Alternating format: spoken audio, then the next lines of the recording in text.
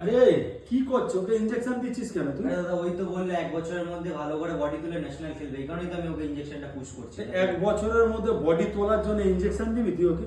বললো তো 1 বছরের মধ্যে করবে, তো এটা ছাড়া আর কি উপায় আছে? দেখুন, এই ভুলটা অনেকেই করে, অনেক জিম ট্রেনাররা বা কোচেরা দেখে না যে ছেলেটার বয়স কত, তার ফ্যামিলি ব্যাকগ্রাউন্ড কি আছে, বা সে আদৌ বডি বিল্ডিং কন্টিনিউ করতে পারবে কি না।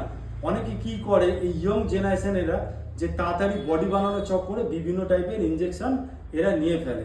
তো ইনজেকশন নেওয়া ভালো কি খারাপ সেই যুক্তি তর্কে আমি আসতে চাই না।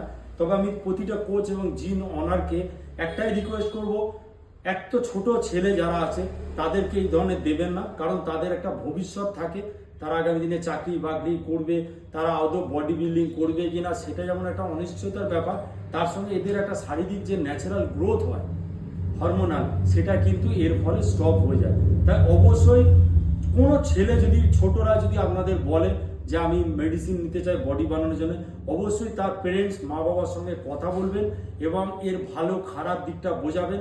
তারপরে তাদের বাড়ির লোক যদি সম্মতি দেয় তাহলে আপনারা এই প্রসিডিওর করবেন। অনাথা আমাদের যে পেশাটা মানুষকে সুস্থ রাখা, মানুষকে বিপদে ফেলা নয়। তাই আশা করি আপনারা প্রত্যেকেই আমার সঙ্গে সহমত হবেন এবং কোনো কম বয়সী ছেলেকে আপনারা এই ধরনের মেডিসিন বা ইনজেকশন দিয়ে ভুল কাজ করবেন না। Thank you.